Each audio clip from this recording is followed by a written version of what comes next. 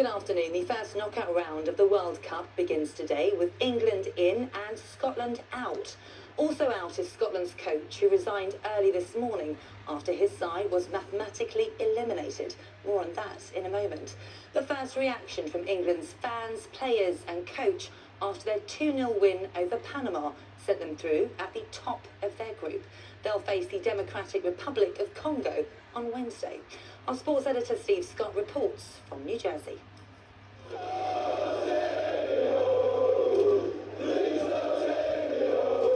They've got their wish. This party is far from over. Jude Bellingham inspired, England have put smiles on faces and given thousands in New York something to sing about. We got the 2-0 win.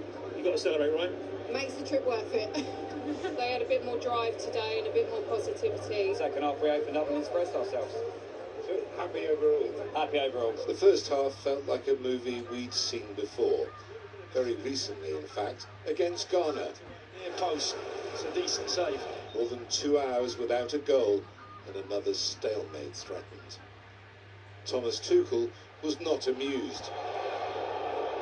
But, as he's done before, the man in the invisible hero's cape intervened. In the stands, this was no time to hold back. Soon afterwards, Bellingham, who specialises in rescue acts on the big occasion, handed Harry Kane an invitation to secure knockout football for the Three Lions. To the team, big thanks to all the players and staff who helped me get there. The game plays out as it plays out, and you have to find answers then. And we found a way to win, which is, in the end, the most important.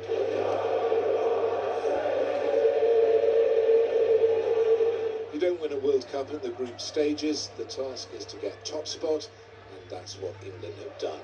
If they can keep improving, it's anyone's guess how far they can go. Steve Scott, ITV News, New York. The odds of Scotland progressing had been steadily lengthening since their 3-0 defeat to Brazil until Croatia's win over Ghana last night finally extinguished all hope. But there was one more surprise in store: Steve Clarke resigning as head coach in the early hours of this morning, despite signing a new 4-year contract just before this World Cup. Our Scotland correspondent Peter Smith reports from Miami. The remaining Tartan army in Miami had bravely gathered to face their fate. The moment Scotland's elimination from this World Cup was finally, at last, confirmed. Well, that's it now. I think we expected it anyway.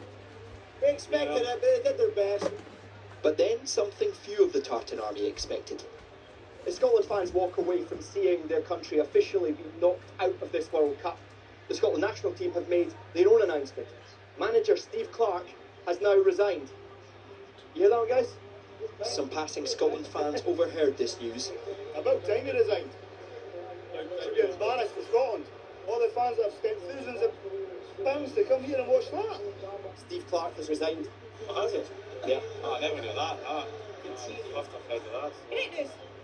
He's led us to 3 major tournaments back to back.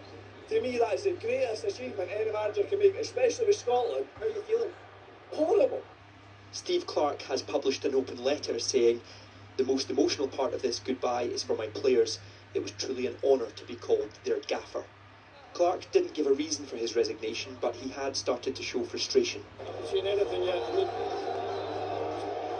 don't know why they do these interviews.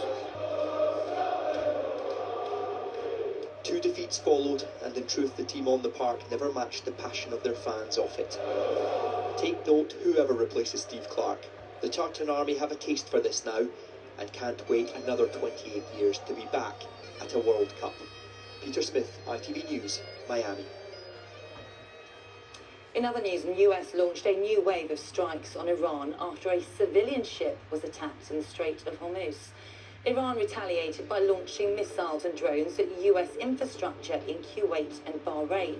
The US and Iran have accused each other of violating their ceasefire agreement, and Iran has insisted on overseeing the reopening of the Strait of Hormuz. Rescue workers in Venezuela are continuing their search for tens of thousands of people following back-to-back earthquakes. This was the moment a baby and its mother were saved from the rubble. So far, more than 1,400 people have died and almost 69,000 are still missing. And here passengers are being warned of continuing disruption to flights at Heathrow and Gatwick today. More than 900 flights were delayed yesterday and dozens cancelled due to thunderstorms.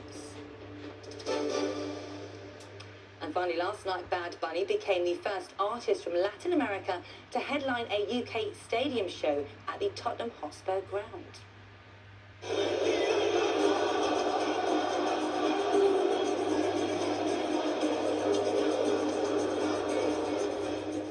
The 3-hour set saw the Puerto Rican rapper perform to a crowd of 50,000 people. It was the first of 2 sold-out nights in London in a set which celebrated Central and South American culture. And that is all for now. Yasmin's here with all the latest at 20 to 6. Until then, do enjoy the rest of your afternoon. Bye-bye.